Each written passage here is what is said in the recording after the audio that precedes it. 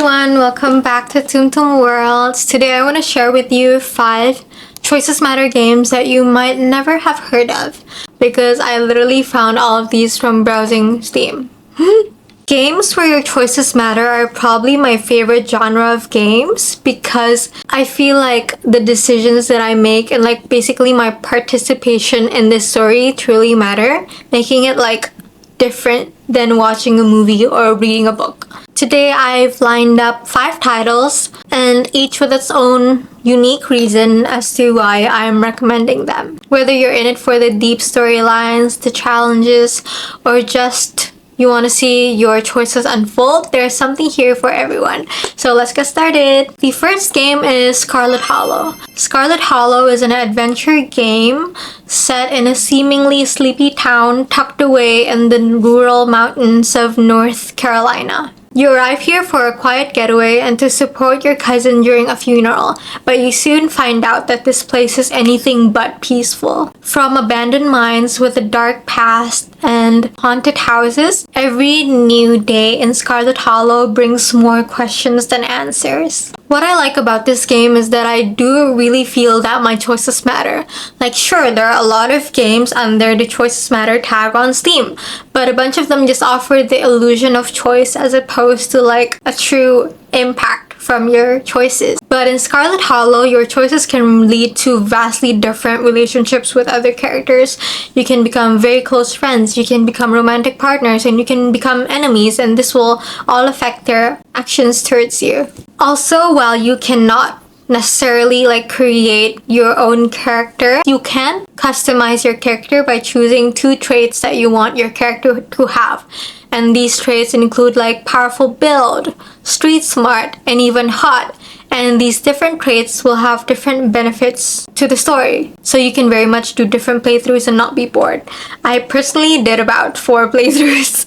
The next game is Death and Taxes. Death and Taxes is a 2D narrative game where you play as Grim Reaper working in an office. Instead of lurking in the shadows, every day you get like a document telling you the rules or like requirements that you need for the day, such as like how many humans need to die for that day. You also get a bunch of like documents detailing the profiles of every single person that you need to judge for the day. And for each person, you have to decide whether you think they should live or should die. Every choice you make impacts your story. This includes your choice of who you think should live and die, as that will affect levels of ecology, prosperity, peace, and health on Earth. You also have the choice of whether or not you want to follow the rules that are given to you at the office. Plus, there's the whole mystery of why you're even working in that office in the first place. If you love games that are thought-provoking, Death and Taxes is probably the game for you because it tackles complex moral dilemmas with like a touch of humor, so it really encourages self-reflection. It also challenges you to examine your own morality or like your moral compass because a lot of the humans that you need to judge,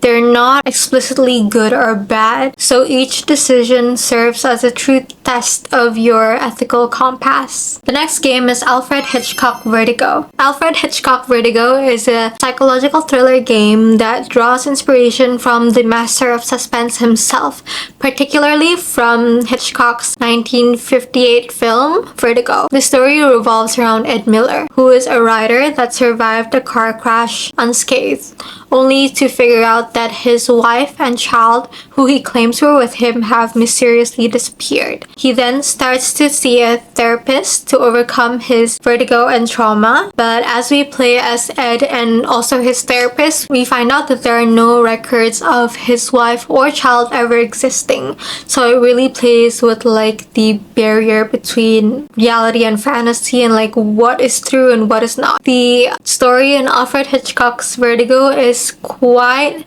linear, although you make dialogue choices, but don't let that fool you because where this game truly shines is in its narrative. This game delivers a deeply emotional story peppered with twists.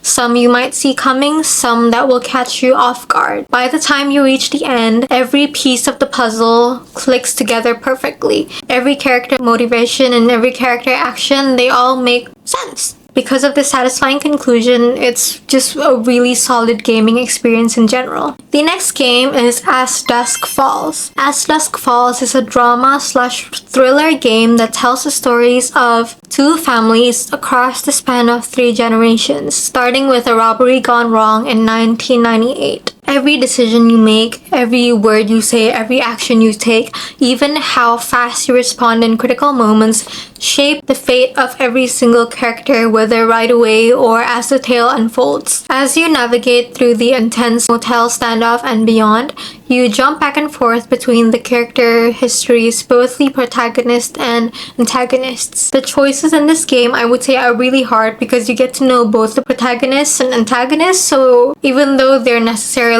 antagonists, they're not evil, if you get what I mean. What truly sets this game apart is the unique art style. This game is presented through beautifully painted over photographic stills. That's not really animation, but also not really static imagery. Initially, I was very surprised about this because I don't think I've ever seen a game with that style before, but I ended up getting used to it really fast, and I did end up really liking it because it ended up feeling very realistic. The next and last game is Yes Your Grace. Yes Your Grace is a kingdom management game where you play as King Eric of Davern. As the king, you have to juggle the kingdom's finances, supplies, military, and managing the kingdom's agents, which is the witch, the hunter, and the general. Each week, your royal court fills with visitors, aka the residents of Davern, or residents from anywhere else. They will present to you what challenges they're experiencing right now. Like, for example,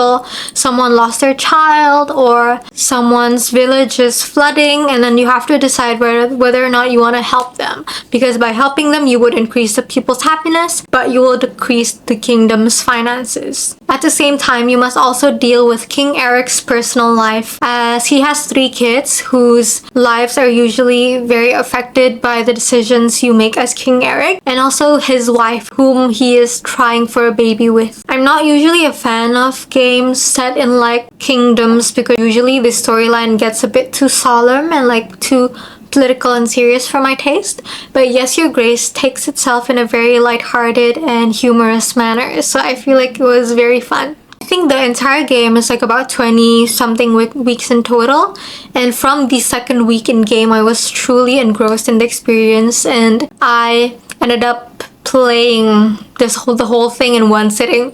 6 hours I just sat there playing Yes Your Grace. What really made the experience stand out is how each character, even though they were like pixel art, felt like real people. Especially King Eric's 3 daughters. Like, I particularly found myself like caring for them, and I found myself reloading every time like I made a decision that made any of them sad. And that's it for my recommendations of Choices Matter games today. I hope you found some new games to explore, and if not, I hope you got inspired to replay any of these games. If you have any more games to recommend or you want to share how your choices played out in any of these games, drop a comment below. You can also subscribe if you like this video, as I'm planning on making more recommendation videos in the future.